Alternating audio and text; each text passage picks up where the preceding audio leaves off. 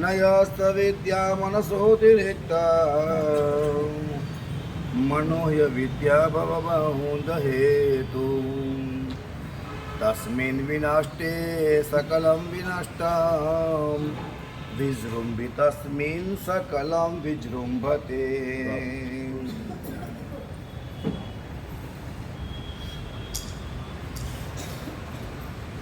પરમાત્માનું શાસન એટલે વિશ્વની મહાસત્તા. પરમાત્માનું શાસન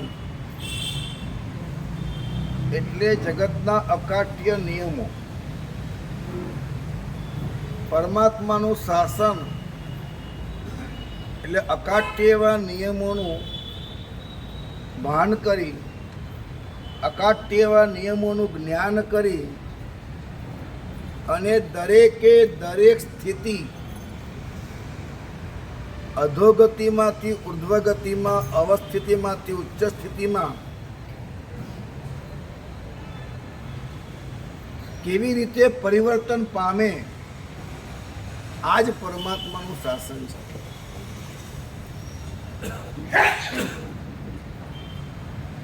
પરમાત્મા મહાવીર દેવ કે અનંતા તીર્થંકર પરમ ભગવંતો એ તમામે તમામ પરમાત્મા એ વિશ્વની મહાસત્તાના અનુયાયી છે. આપણે ભગવાન મહાવીરના અનુયાયી કહેતા ક્યાંક સંકોચ થાય છે. આજનો કાળ એવો છે. એક ભાઈ મને મળ્યા, મને કે मैं महावीर का प्रेमी हूँ, अनुयायी नहीं. છોકરીને પ્રેમ કરે પણ લગ્ન ના કરે એવી વાત કરે. मैं महावीर का प्रेमी हूँ, अनुयायी नहीं. અનુયાયીનો મતલબ ગુલામી નથી. આવા અર્થમાં તમે અનુયાયી શબ્દને ન લઈ જાઓ. હું કહું છું કે પરમાત્મા મહાવીર દેવ વિશ્વની મહાસત્તાના અનુયાયી છે. ફોલો કરે, ફોલો કરે. ધર્મનો પાલન થાય છે તીર્થંકરો દ્વારા પણ. અહીંયા હું હાથ મારું તો કેવો અવાજ આવે, અહીંયા મારું તો કેવો અવાજ આવે. આ પ્રકારે જે વિશ્વ વ્યવસ્થા છે એને ફોલો કરવું, એને સ્વીકાર કરવું.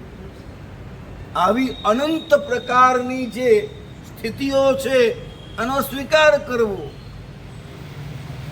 આવી અનંત પ્રકારની વ્યવસ્થાઓ જે છે એનું જ્ઞાન આપવું, જ્ઞાન લેવું. આ અવાજ નથી આવતો બરાબર, અને આ જોઈએ છે અહીં મારે નહીં કેમ મારે છે, આટલું જ્ઞાન આપવું એમ. અને આ જુએ છે તો અહીંયા માર, આ જુએ છે તો અહીંયા આમ કર, પણ તારે જુએ છે આ કરે છે એવું ના કર. આટલી જેમ નાના બચ્ચાને વાત સમજાવે એવી વાત જે સમજાવે છે એના આગમો છે કે જે જોઈએ છે મળશે. તન મન ધન સુત વલ્લભા સ્વર્ગાદિક ભોગ જે વંચે તે, જે વંચે તે સંપજે. તમે જે ઈચ્છા કરો તે તમને મળશે. પણ એટલું સમજાવે છે કે આ ઈચ્છા કરતા હોય તો અહીંયા આમ નહીં કરો, અથવા તો એ ઓળખો કે ખરેખર હું શું ઈચ્છું છું. આપણે આપણી રીતે આપણી જાતે એ સમજવાની કોશિશ કરીએ કે મને શું જોઈએ છે, હું કયા પ્રકારની સુખની અભિલાષા વાળો છું, મને કયા પ્રકારની શાંતિ જોઈએ છે. અમને એ પણ ખબર નથી. અમારી ઈચ્છાઓ પણ પારકી પધરાવેલી છે. અમારી શાંતિ પણ પારકી પધરાવેલી છે. અમે માની બેઠા છીએ કોકના કહેવાથી આમાં સુખ છે અને અમે ત્યાં દોડ્યા છીએ. પણ અમે કર્યા પછી પણ, કરતી વખતે પણ અને એ કર્યા પછી પણ અમે એ જોઈ શકતા નથી કે જોવાની માનસિકતા નથી, જોવાનો એટલો પણ પુરુષાર્થ નથી કે ખરેખર એ કરતા કે કર્યા પછી મને મળ્યું કે ના મળ્યું, હું ચાહતો તો તે છે કે બીજું કંઈ છે, આટલું પણ અમે ઇન્વેસ્ટિગેશન, આટલી પણ શોધખોળ આપણે કરવા તૈયાર નથી.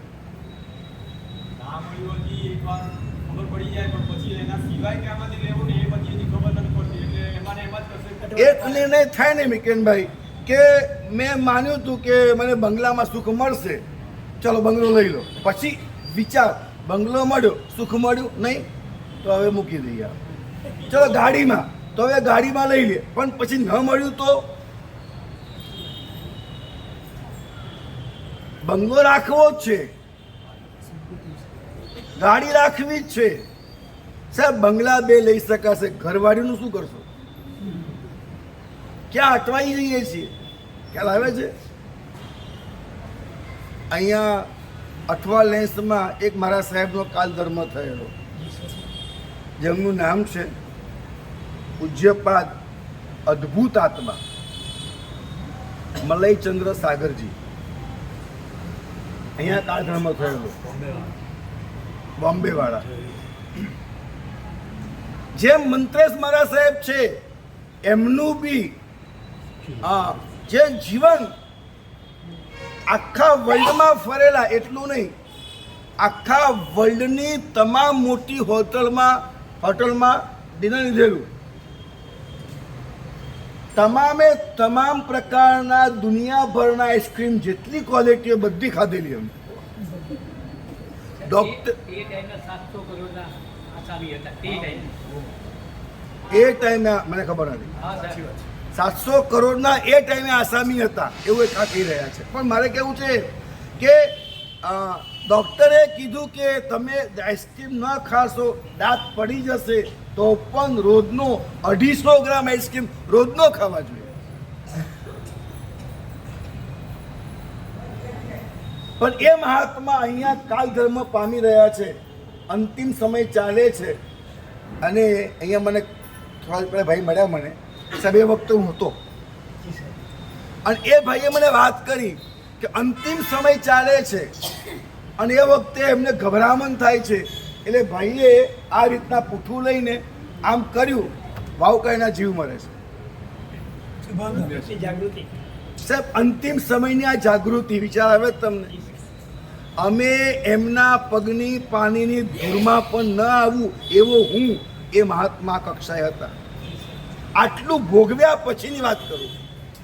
હું તમને શું કહું છું, તમને કોઈ ચીજ ખાવા પીવા રહેવા ભોગવવા કોઈ વસ્તુની ના નથી પાડતા, પણ મન મળ્યું છે તો થોડો વિચાર કરો કે મારે એક અંદરમાં એક સંકલ્પ પડી ગયો અને પછી મારે દોડ્યા જ કરવું.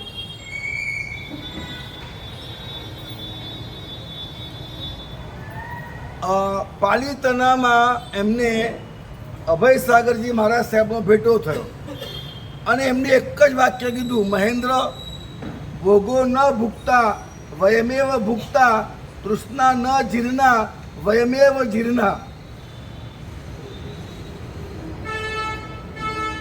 તું એમ માને છે કે હું ભોગોને ભોગવું છું, પણ ખરા અર્થમાં ભોગ તને ભોગવે છે.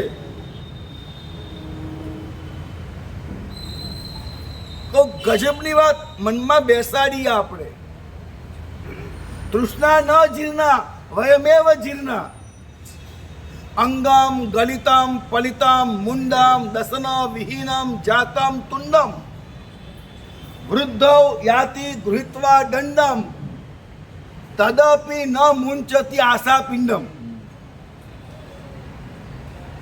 અંગમ ગલિતમ, અંગ ગળી ગયા, પલિતમ મુંડમ, મોઢું પડી ગયું, દસન વિહીનમ, દાંત વગરનો ડોહો થયો, જાતમ તુંડમ, મોઢું, તુંડ એટલે મોઢું, દાંત વગરનો ડોહો થયો એટલે દસન વિહીનમ જાતમ તુંડમ, વૃદ્ધો યાતિ, વૃદ્ધાવસ્થા આવી, ગૃહીત્વા દંડમ, ટેકે ચાલે છે, છતાં પણ આમ ટીવી જોવાનું મન થાય.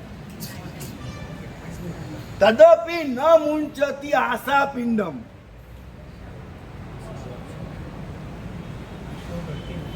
80 વર્ષ થાય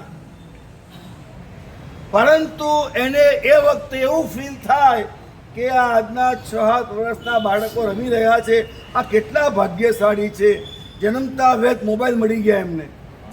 હા, અને હજુ તો એટલો વિકાસ થવાનો છે, એટલી જ છૂટ થવાની છે જે હું ન ભોગવી શક્યો એના કરતાં અપાર ભોગવી શકશે. હાય રે બાપ, મારે મરી જવાનું, મારે નહીં ભોગવવાનું, હું નહીં ભોગવી શકું.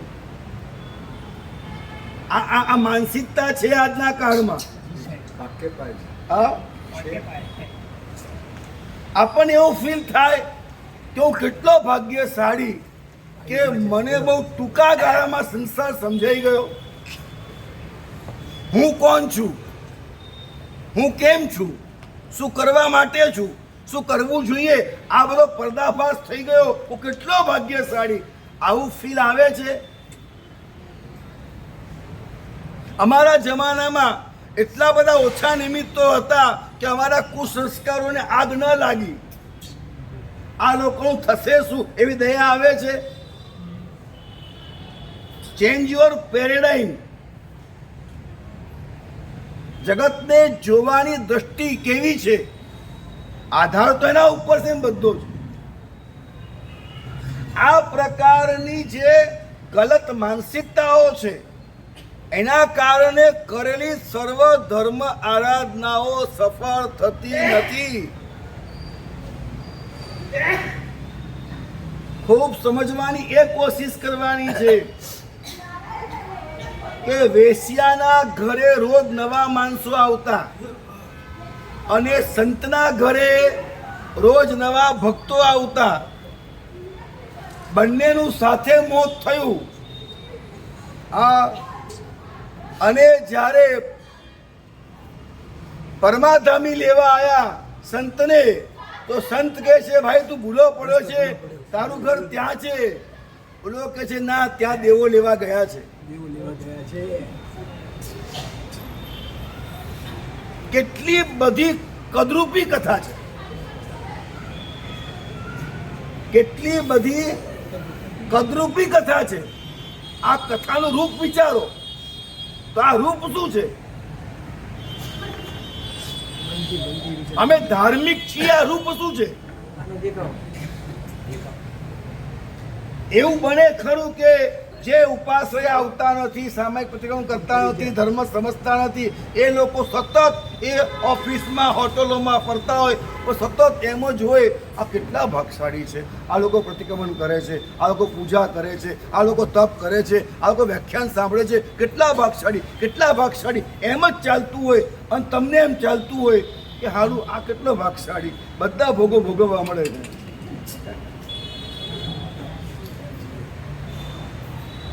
તો એ વેશ્યાના ઘરે દેવાત્મા આવશે. નથી થતું ને હે ભાગ્યશાળીઓ, આવું આપણી સાથે નથી થતું ને. મને ખૂબ સહૃદય કહેવાનું મન થાય છે કે શું ક્યાંય એવું થતું નથી ને કે જે સમજતા નથી એને આપણે આ તો બુદ્ધિ વગરનો આવું કહી દઈએ છીએ. આવું થતું નથી ને, મરી જઈશું. આ ઠેકાણું નહીં પડે આપણું. આ તો હાવ પાપી. તારો સંવત્સરી સિવાય દેખાતો નથી.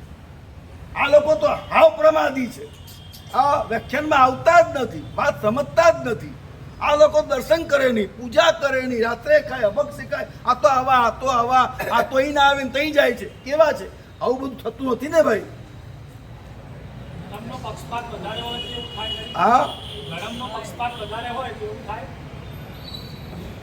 આવું કહીને શું તમે તમારી જાતને કઈ છેતરતા નથી ને? તમને પક્ષપાત તમારા અહંકારનો છે. અને અમારી પાસે ગોઠવાયેલા શબ્દો છે. મને પક્ષપાત સત્યનો છે, મને પક્ષપાત સત્યનો છે, ધર્મનો છે, સદગુરુનો છે. આવા શબ્દોમાં ક્યાંય ફસાયા નથી ને? It's your observation. સમય કાઢવા જેવો છે. હા. પ્રેરણા કરીએ છીએ કે સમય કાઢવા જેવો છે. તમે જેને પ્રેરણા કરો છો એને પ્રેરણા કરવાનો તમને અધિકાર તો છે ને. એ પરિવાર જેવો છે. ના, એટલે બહુ સ્પષ્ટ છે. મારે પ્રેરણા એને જ કરાય કે જ્યાં પરિણામ આવવાની મને શક્યતા પૂરી દેખાતી હોય. અને જેને પરવાનગી પણ આપી હોય. જ્યાં ને ત્યાં ભરતે ભરતું મંડી જ પડવાનું.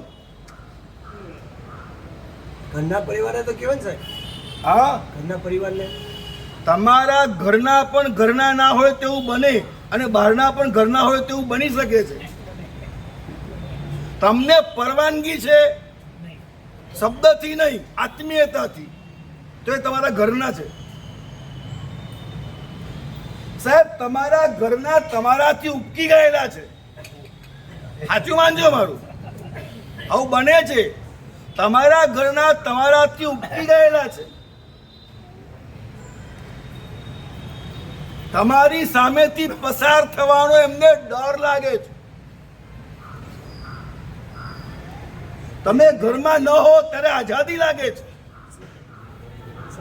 જે વિષયમાં એ લોકો એ થઈ ગયા હોય એમને એવું લાગે છે. એ વિષયમાં એવું થઈ ગયો હોય એને નહીં. જેને તમે talk talk talk talk talk talk કરો છો, કે કરો છો, પરિણામની અપેક્ષા નથી, નહીં માને તે ખબર છે, અભાવ થાય તેની જાણકારી છે, અથવા એ જોવા તમે તૈયાર નથી. પરિણામ આવ્યું કે નહીં, અભાવ થયો કે નહીં, તમે જોવા તૈયાર નથી અને તમે ટોક ટોક ટોક ટોક કે એ કારણ છે એમાં.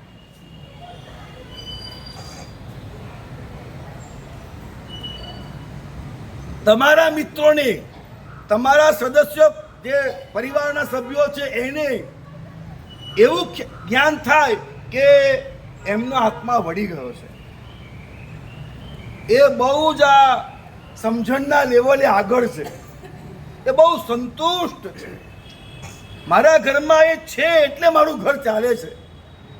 મારા ઘરમાં હોવા માત્રથી એની ઓરા એ મારું પુણ્ય છે. એ બહુ લાંબુ જીવે અને અહીંયા રહે. બસ મનમાં થાય જોયા જ કરું, જોયા જ કરું. આવું તમારા પ્રત્યે થાય છે ને?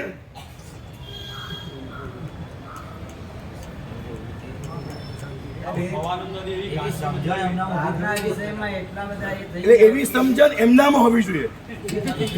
હા, એમનામાં ઊભી થવી જોઈએ, આપણામાં નહીં. આપણામાં પૂરેપૂરી છે. એવી સમજણ એમનામાં, પ્રકાશની ખ્યાલ આવે તમને? એમનામાં ધ્યાન રાખજો પાછું. ચલો 100% માનું, એમનામાં એવી સમજણ ઊભી થવી જોઈએ. એમાં કોઈ તમારો સહાય, તમારી સહાય મળશે એમાં? ના ના, હું તો જે છું તે જ રહેવા. હા, એમની સમજણને બદલવા વાળા કોણ એ તમને ખ્યાલ આવે છે? આપણે બદલવું. તમે ઘરમાં એમને ખૂંચો છો એનું કારણ પણ તમે જો ખ્યાલ આવે કરો.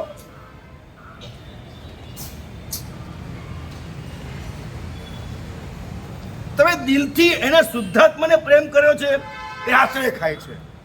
એ ઘરમાં જો આવી જુઠ્ઠું બોલ્યો, જો એને આ ચોરી કરી, આ મારા ઘરમાં કલંક પેદા થયું, તમને સતત એના પ્રત્યે અભાવ જ છે, સતત દુર્ભાવ જ છે, સતત એના દોષો જ દેખાય છે. એ ક્યાં બીજી રીતે તમારા શબ્દ ભાષાથી તમે એની હિંસા કરો છો, તમારી સુર ભાષાથી તમે એની હિંસા કરો છો, તમે તમારા આ હાવભાવની ભાષાથી એની હિંસા કરો છો. જ્યાં સુધી મને નહીં સમજાય કે મારા કારણે મારું ઘર ખરાબ છે, હું હોઉં અને ના સમજે, આ બને નહીં. હા, તમે જે બોલ્યા એ લેવલે સમજાવ્યું હોય તો ઓટોમેટિક અહીંયા બધા આવે છે એ સમજવા માટેની કોશિશ છે. એ સમજવા માટેની કોશિશ છે એટલે આટલે સુધી આવીએ છીએ. કેટલા વર્ષથી આવે છે? ગમે તે હોય પણ એમાં સુધારો તો અમને દેખાય છે. જે પહેલાં હતા એના કરતાં રાત દરદે ફરક પડે છે. તમારા શબ્દને હું સ્વીકારું છું. હું આવી ગયેલા ગુરુ ભગવંતો, અમારા થયેલા પ્રવચનોનો સફળતા માનું છું. હું તમારા પર પૂર્ણ વિશ્વાસ ધારણ કરું છું. મને ગમ્યું કે તમે આવો છો, સમજવા આવો છો, તમે થોડું પણ સમજો છો અને તમારા ઘરમાં પરિવર્તન છે. આનાથી વધારે જોઈએ શું? એ એપ્લાય જ કરે છે અંદરથી દમતું છે. આનાથી વધારે જોઈએ શું અમારે? બરાબર અમે એટલું કહી શકીએ, થોડીક સ્પીડ વધારી શકાય તો જોજો. આનાથી વધારે મારે કંઈ કહેવાય નહીં. આઈ એમ હેપી, આનંદ છે મને. પણ હવે બોલ તમારી પાસે છે. બોલ એટલે હવે જવાબદારી તમે લઈ લીધી. હા, બહુ ધ્યાન રાખવા જેવી વાત છે કે હવે બોલ તમારી પાસે છે. હવે તમે કેવી રીતે કોને આઉટ કરો, સતોડિયું ફોડો, એ તમારે જોવાનું. હવે એક ગુરુ પણ સાહેબ શિષ્ય ઉપર સારનાવાના ચોરી ના કરે. હા, એમ ઘરનો વડીલ દાખલા તરીકે કોઈ પણ વસ્તુને સંસ્કારનું ધોરણ, ધર્મનું ધોરણ જળવાઈ રહેવા માટે કહેતો હોય એમાં શું ખોટું છે? ભાઈ, તમારા ઘરનું ધારા ધોરણ જે જળવાય છે એ જળવાવાની સૌથી પહેલી પાત્રતા તમારા પ્રત્યેનો સદભાવ જળવાઈ રહેવો જોઈએ. એ સદ્ભાવ સાહેબ એ લોકો એવા વિષયમાં હોય તો એ સદ્ભાવ એમનામાં ઊભો કરવો બહુ અઘરો છે. પ્રેક્ટિકલ વાત આ છે કે જે કરે કરવા દેવ થાય છે.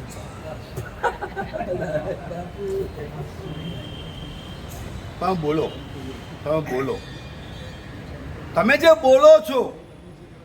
જે બોલો છો એમાં તમે ઊંડા ઉતરો. સતત જો એક જ સૂર આવી રહ્યો છે કે એ લોકો, બીજા થયા. એક જ સૂર આવે છે, એ લોકો. આમ કોઠે આ અન્ય દોષિત છે એ આમ કેવું ભરાય છે. એમ નથી, ગઈકાલે જે અમારી પ્રોબ્લેમ અમે જે ટાઈપના હતા અને અમારામાં જે પરિવર્તન આવ્યું તો અમે બી એમ વિચાર કરીએ કે આજ જલ્દી સુધરી જાય. તમારી વાત સાચી છે, પણ તમે એ પણ વિચાર કરજો કે તમારી ગઈકાલે આ જમાનાના જે પાપો અથવા નિમિત્તો એ બહુ ઓછા હતા. આજે આ ગાબડું જનરેશન ગેપ બહુ મોટી છે અને આવા કાળમાં પણ એ આટલું પણ ટકેલા છે.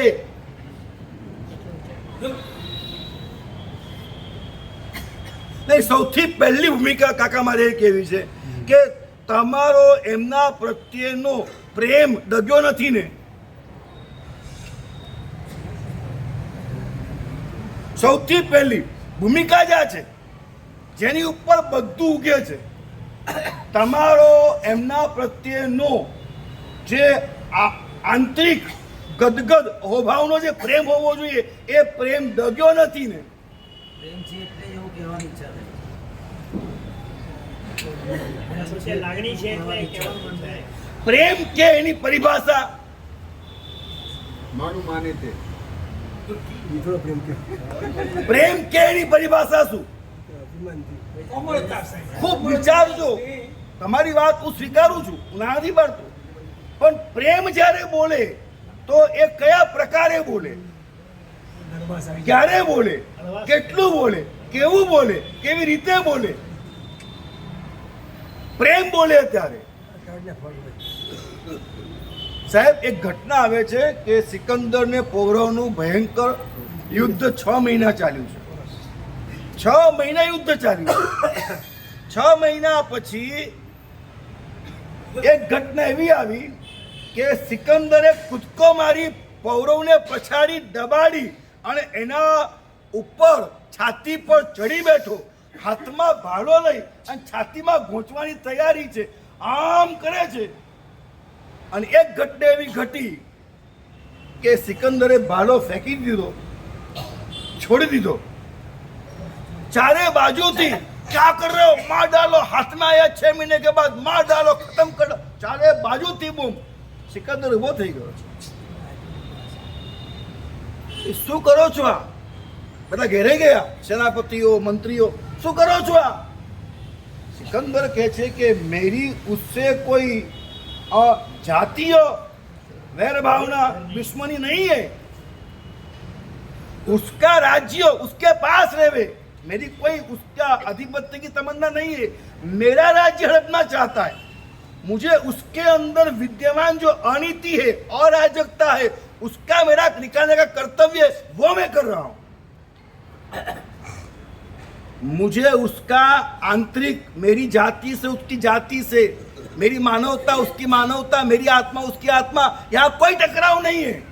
भेद समझो, यहाँ कोई टकराव नहीं है, यहाँ कोई दुराव नहीं है। उसमें जो एक अराजकता है वो निकालने की सत्ता मुझे दी गई है यूनिवर्स ने, वो निकालना मेरा कर्तव्य है और मैं कर्तव्य अदा कर रहा हूं। तो बोले मार डालो, आपका कर्तव्य है। हाँ, मेरा कर्तव्य है, मार डालो मैं उसे, लेकिन आज नहीं मारूंगा। तो क्यों?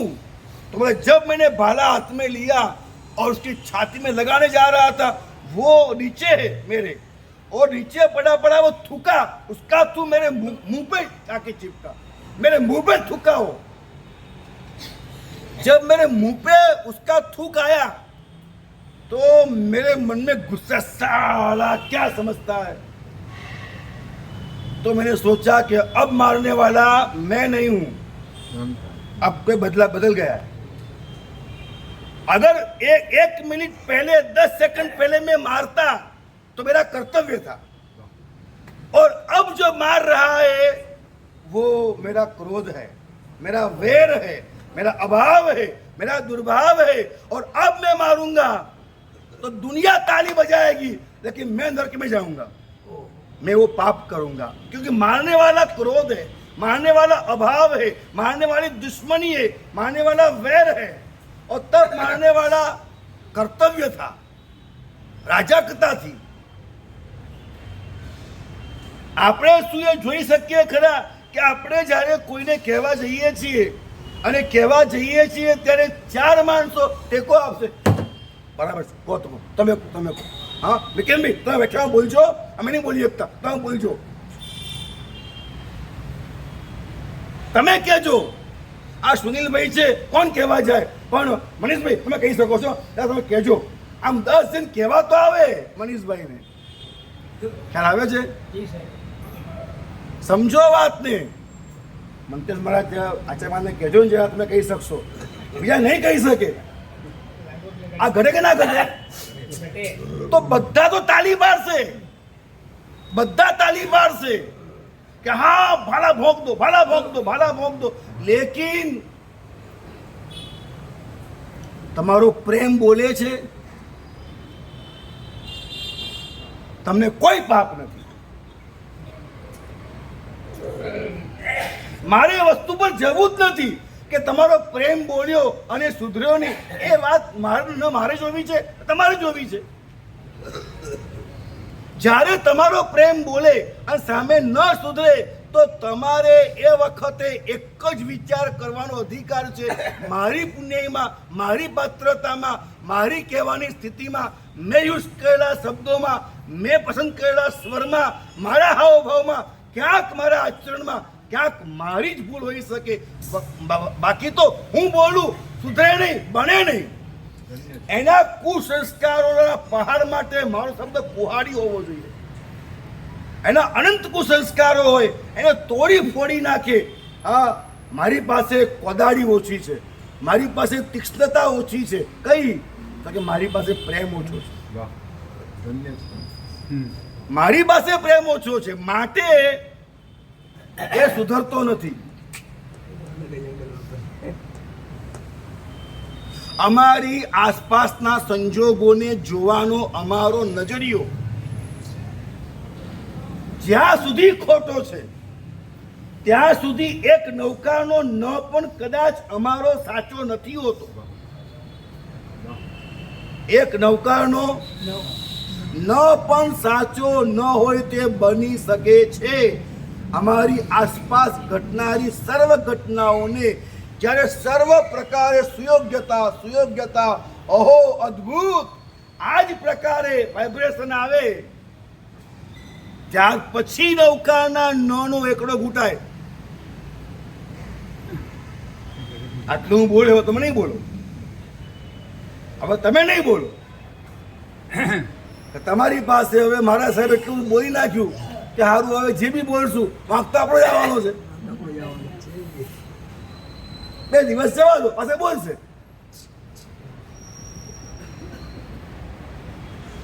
શું ઘટનાઓ ઘટે છે, આપણે ચૂપ થઈ જઈએ છીએ, પણ શબ્દથી, સંવેદનાથી નહીં. આપણે ક્યાંક એવું સ્વીકારી લઈએ છીએ, હા હું તો સુધરી રહ્યો છું ને, હા મારામાં તો ચેન્જ આવી ગયું છે, જો પહેલા હું આવો હતો હવે આટલો બદલાયો. ધીરે ધીરે ચોક્કસ અસર થઈ જ રહી છે. આ સૌથી મોટામાં મોટા આપણા દુશ્મનો છે. અમારે એક નિર્ણય કરવો પડે, ફાઇનલ. હું જ એકમાત્ર જવાબદાર આ નિર્ણય કરવો પડે. જો હું બહુ બોલીશ નહીં, પણ હું એવું અનુભવું છું, મારા 2 અનુભવ તમને કહું છું. એક અનુભવ એવો છે કે દેરાસરમાં ગયા પછી 2 કલાકનો ક્યારેક ટાઈમ લઈને ગયો.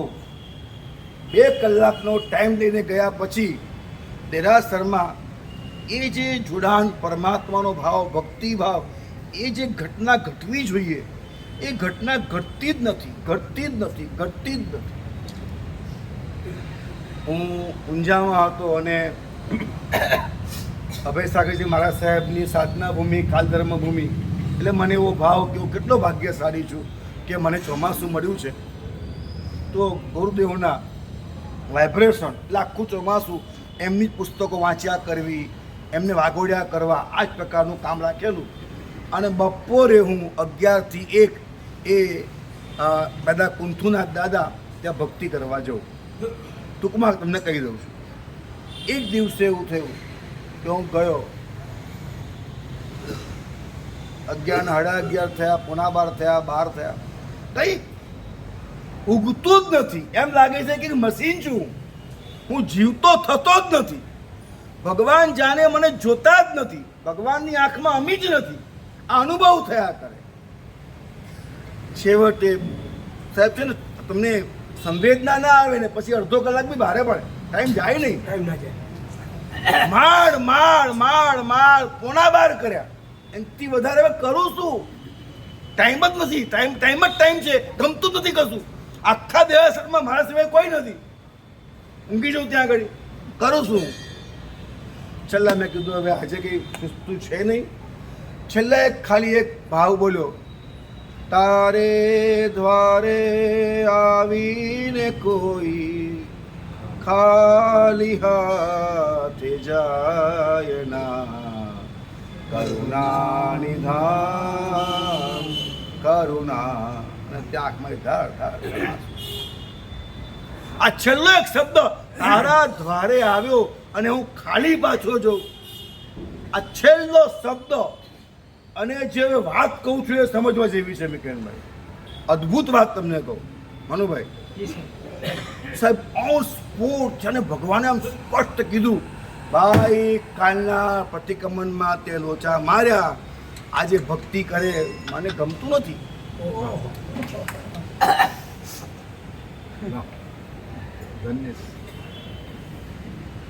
હું આજે એ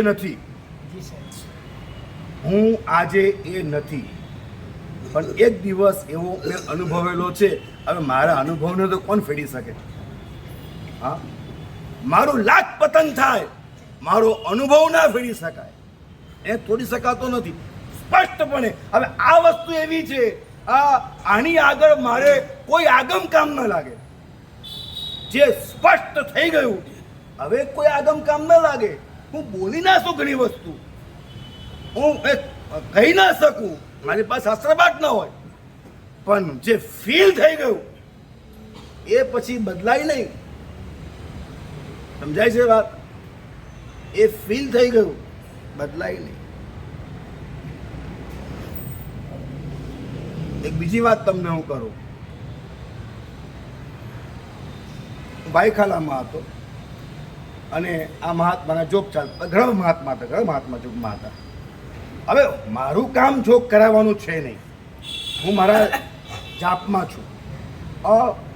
પૂર્વેશ મારા સાહેબ, મારા મુખ્ય, એ બધા જોગની ક્રિયા કરાવતા હોય તો અને વિનીત સાગર મારા સાહેબ, એ બે બધું ક્રિયાઓ સંભાળતા હોય. મારી પાસે ન કોઈ સાધ્વી આવે ન કોઈ બીજા કોઈ આવે, મારે પૂર્વેશ મહારાજ, વિનીત મહારાજ, એ લોકોને મારે ક્રિયા કરાવવાની આવે 20 મિનિટની 15 મિનિટની, એ છે મારી કોઈ જવાબદારી નહીં. બધું કરતા એ લોકો હોય. પણ એક દિવસે કાલ ગ્રહણ ગયું. આ વાત પહેલી વાર બોલું છું.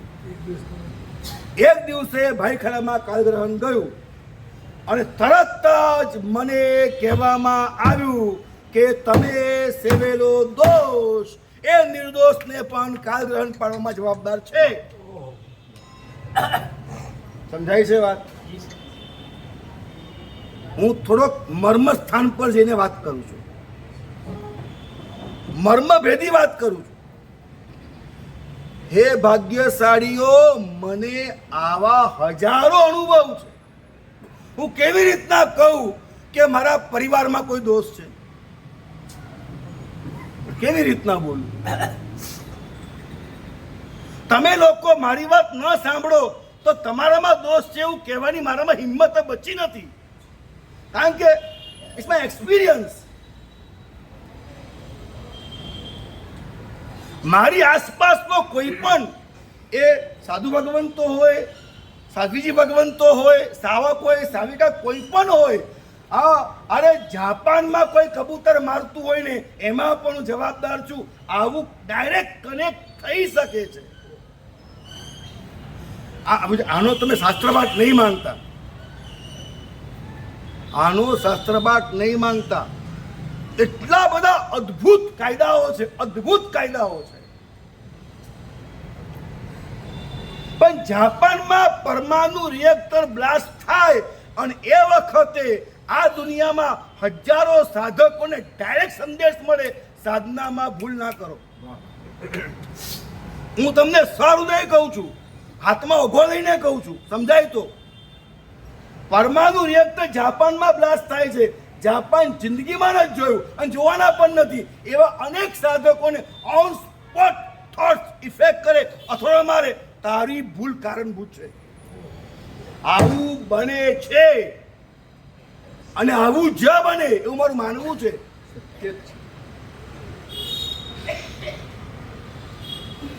હવે હજુ જો આપણે એ જ લેખા જોખામાં રમતા રહીએ કે એ સુધરતા નથી, મારી પત્ની આવી છે, મારો દીકરો આવો છે, મારા મા બાપ આવા છે, મારા મિત્ર આવા છે, મારા શિષ્યો આવા છે, આ જ લેખા જોખામાં રહીશું.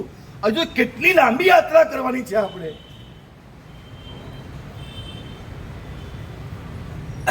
તમે મને કહો, પરમાત્મા મહાવીર દેવ આર્ય દેશમાંથી અનાર્ય દેશમાં શા માટે જાય?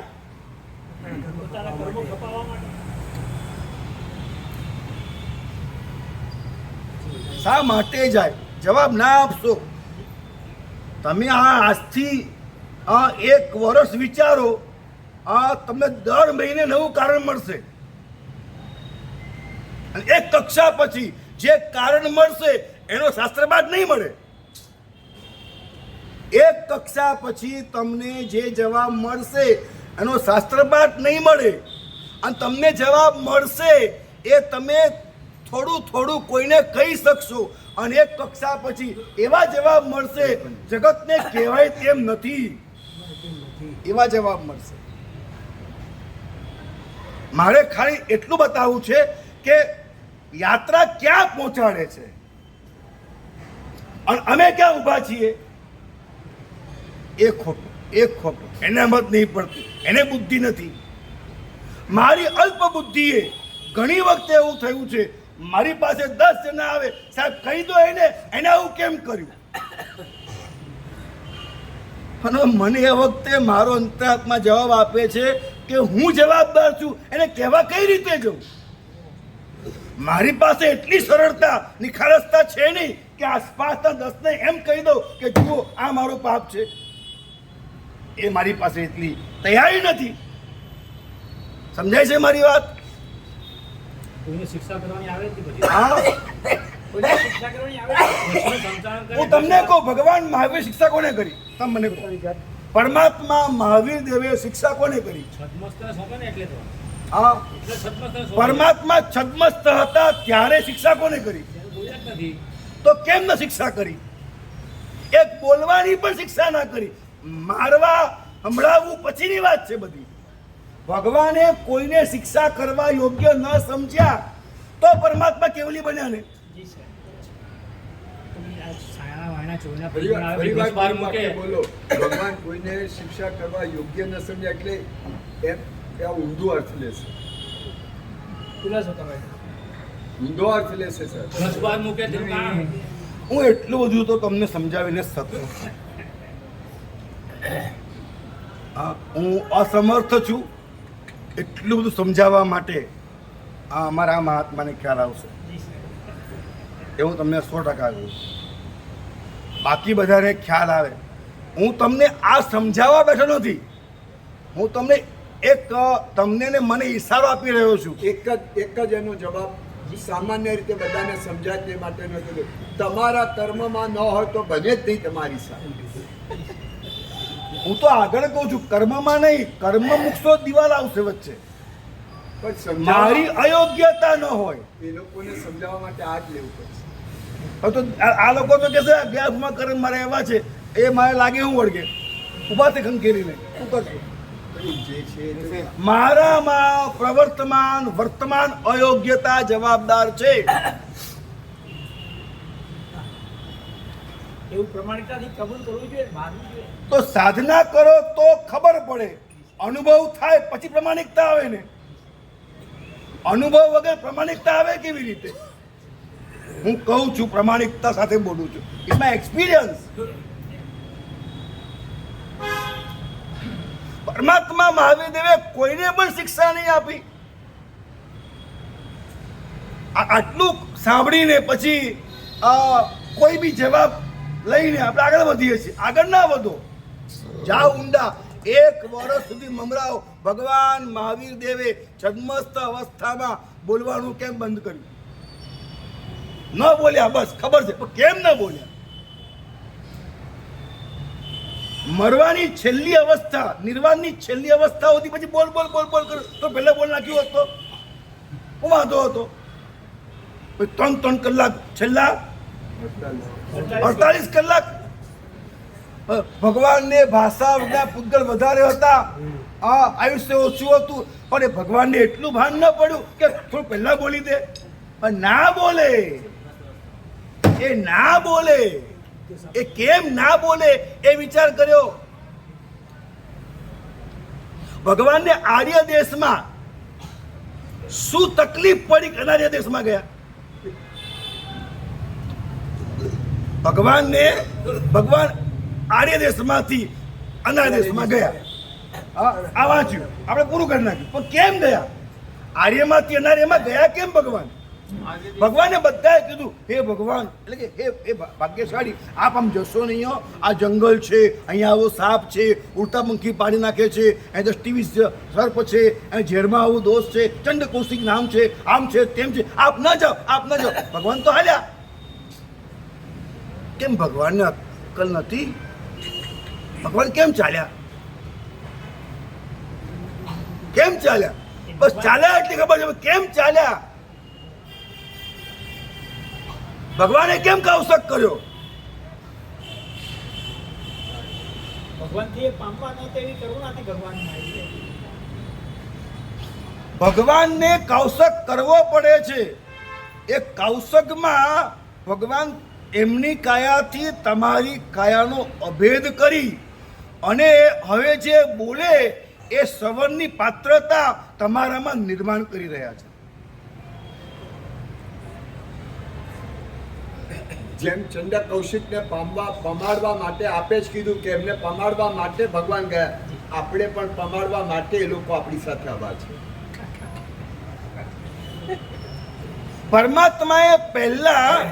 પરમાત્માએ પહેલા જેમ આદિનાથ દાદાએ એ સંસ્કૃતિ સ્થાપી, પછી ધર્મ સ્થાપ્યો ને, એવી રીતે પરમાત્મા મહાવીર સ્વામીએ પહેલા પાત્રતા સ્થાપવા માટે આટલા વર્ષો ઉપસર્ગ સહન કર્યા, પછી દેશના આપી.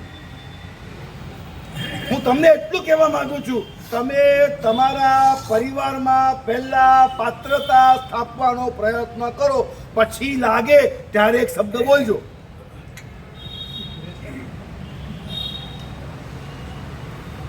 નથી બોલવું મારે કશું, બસ નથી કેવું મારે કશું. કેમ? એ સમજી શકે એમ નથી. કેમ? એને બુદ્ધિ નથી. કેમ? એના કુસંસ્કાર ભયંકર છે. કેમ? એના મા બાપના અયોગ્યતા એવી છે. કેમ? સ્વભાવ મિત્રોની એવી છે. કેમ? આ કાળ પડતો છે. આ બધા જવાબ આવશે. પણ કેમ હું અપાત્ર છું? કેમ હું અયોગ્ય છું? કેમ હું અસંસ્કૃત છું? કેમ હું પુણ્યહીન છું? આમાંથી કોઈ જવાબ મળે આપણને અનુભવથી મળવા જોઈએ, શબ્દોથી નહીં. અમારા જવાબમાં કઈ વાત છે? અમારા જવાબમાં હંમેશા તું ગુનેગાર, અન્ય પાત્ર, અન્ય અયોગ્ય, અને ચારે બાજુ. હા, મારા ઘરમાં પણ મને બધા જ અયોગ્ય લાગે છે. ખરું ખોટું? જવાબ ના આપશો? જવાબ ના આપશો પ્લીઝ. અમુક જવાબો ના આપો તો મને બાપ નહીં લાગે. તમારા ઘરમાં તમને કઈ વ્યક્તિ યોગ્ય લાગી? તમે તમારા ઘરમાં જે વ્યક્તિને સૌથી સુયોગ્યપણે સ્થાપો છો, તમને એ પણ અયોગ્ય લાગે છે કે નહીં? જવાબ ના આપશો? જવાબ ના આપશો? ફરી પૂછું છું માતાઓ, તમને તમારા ઘરમાં તમે જે વ્યક્તિને અત્યંત સુયોગ્યપણે સ્થાપી છે, તમને એ વ્યક્તિ પર ક્યાંક તો અયોગ્ય લાગે જ છે ને? સાહેબ, તમને અયોગ્ય ના લાગે એટલી યોગ્યતા આપણામાં અત્યારે છે નહીં. એ અયોગ્ય લાગે એ જ વસ્તુ પરિચય છે, હું અયોગ્ય છું. એ જે દિવસે યોગ્ય લાગશે એ દિવસે મારી યોગ્યતા હવે ખુલી રહી છે. ડાયરેક્ટ કનેક્શન આ છે. ડાયરેક્ટ કનેક્શન આ છે. કઈ વ્યક્તિ છે મને એમ કહો. જવાબ ના આપતા મનમાં કહો તમે કઈ વ્યક્તિ છે. તમને દ્રૌપદી મુર્મુ યોગ્ય લાગે છે?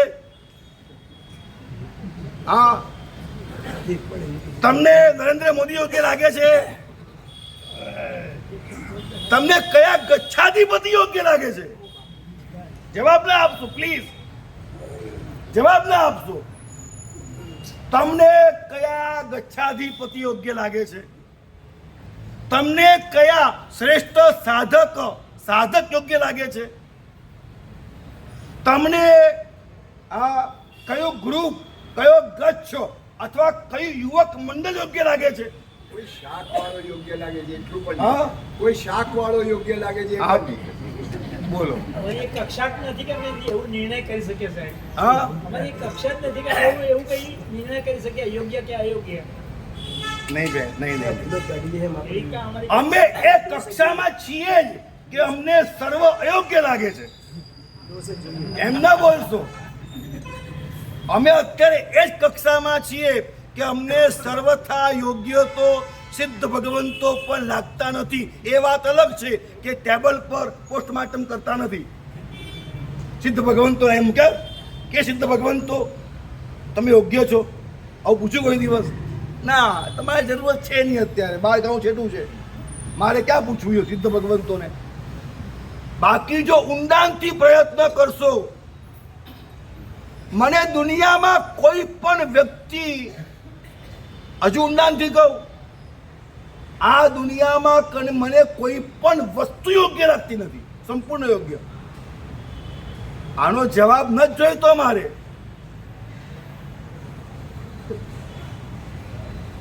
હજુ આગળ કહું, આ વિશ્વમાં મને કોઈ પણ વ્યવસ્થા સંપૂર્ણ યોગ્ય લાગતી નથી. ચોમાસું પણ નહીં, ઉનાળો પણ નહીં, શિયાળો પણ નહીં. તો ન કોઈ વ્યક્તિ યોગ્ય લાગે છે, ન કોઈ વસ્તુ યોગ્ય લાગે છે, ન કોઈ વ્યવસ્થા યોગ્ય લાગે છે. યોગ્ય લાગતું હોય તો મને હું જ લાગુ છું.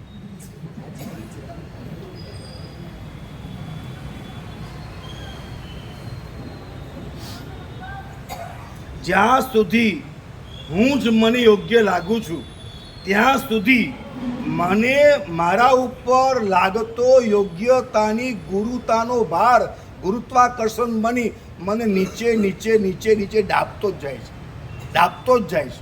હા, એ મનુષ્ય લોકમાં ડાબે છે, પછી એ તિરંગ ઝુંબક દેવોમાં ડાબે છે, એ કાંઈ વાનવેંત્રમાં ડાબે છે, અને પછી પણ એ કંઈ કૂતરા બધાડામાં ડાબે છે, પછી એ મને પહેલી નરકમાં ડાબે છે, પછી મને નિકોદમાં ડાબે છે. મેં મને યોગ્ય માન્યો. આ એટલો બધો ભાર છે મારી ઉપર કે હું દબાતો અને બહુ મોટી ખાટલે મોટી ખોડ તમારા વધતા જતા સામયિક તમારા પર યોગ્યતાનો ભાર વધારી રહ્યા છે. તમારા વધતા જતા પ્રતિક્રમણો, તમારા વધતા જતા પ્રભુના અભિષેકો તાલીઓ પાડી પાડીને જે યોગ્ય છે છતાં પણ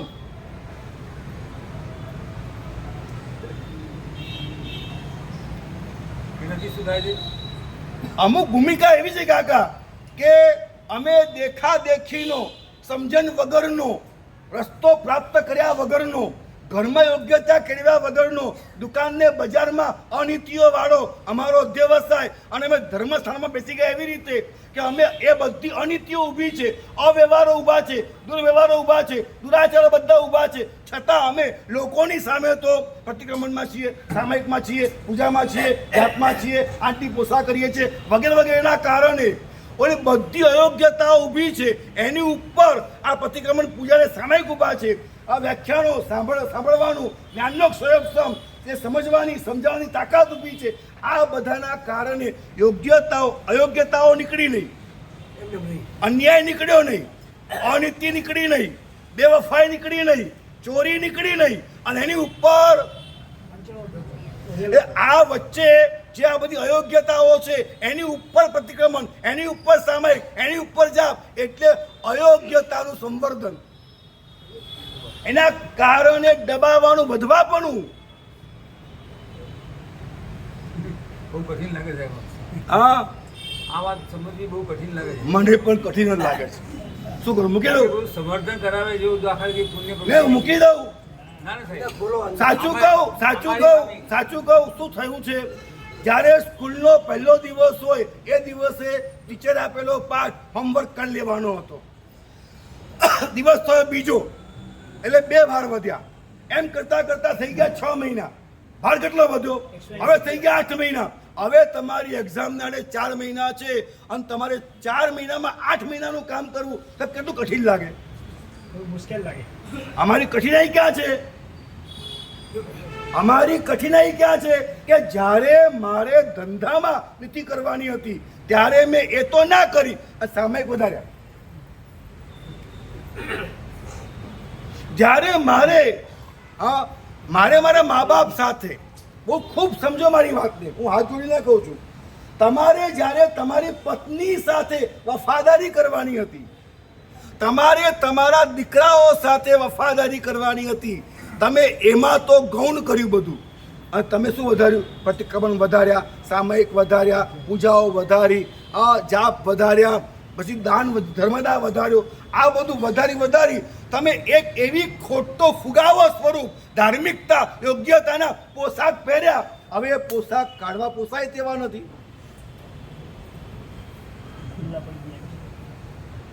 તમારા માથે ઓઢેલી ટોપી નહીં, સાફો નહીં, એક આખો હિમાલય માથે પહેર્યો કે હું ધાર્મિક.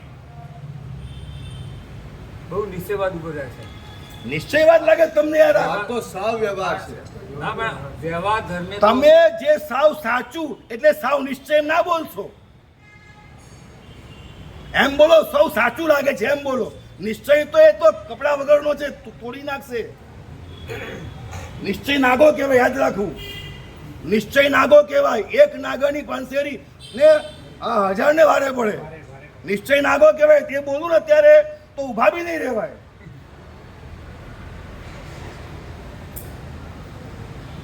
હું તમારું નથી બોલતો, હું મારું બોલું છું. મેં આચાર્ય બનવાનો હિમાલય મારા માથા ઉપર છે. હું એ વાત કહી રહ્યો છું. હું તો આચાર્ય બની ગયો. જ્યારે હું સંસારમાં હતો તો સંસાર યોગ્યતાઓનો પરિપાક ન કર્યો. જ્યારે મુનિ બન્યો તો એ યોગ્યતાઓ પરિપાક ન કર્યો, શિષ્ય બન્યો યોગ્યતાઓ પરિપાક ન કર્યો, એમાં ગણી બની ગયો યોગ્યતા પરિપાક ન કર્યો, પન્યાસ બની ગયો યોગ્યતા પરિપાક ન કર્યો, ઉપાધ્યાય બની ગયો યોગ્યતા પરિપાક ન કર્યો, હવે તો હું આચાર્ય બની બેઠો. હવે આ હિમાલય માથા ઉપર છે, હવે મારે ઓલી યોગ્યતા અયોગ્યતાઓને કાઢવાની છે. હું કેવી રીતે કાઢું?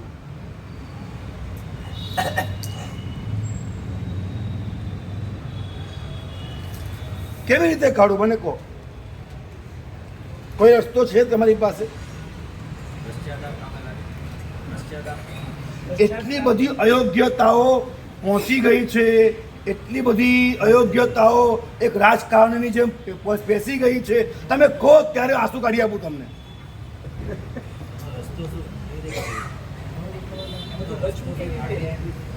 આનો રસ્તો એક જ દેખાય છે કે સતત આનો સ્વાધ્યાય, સતત આનો સ્વાધ્યાય. હું અયોગ્ય છું, હું અયોગ્ય છું, અયોગ્ય છું, અયોગ્ય છું, હું અયોગ્ય છું, માટે જ ક્યાંક અયોગ્ય છે. જે દિવસે ક્યાંય યોગ્ય નથી એ દિવસે યોગ્ય છું.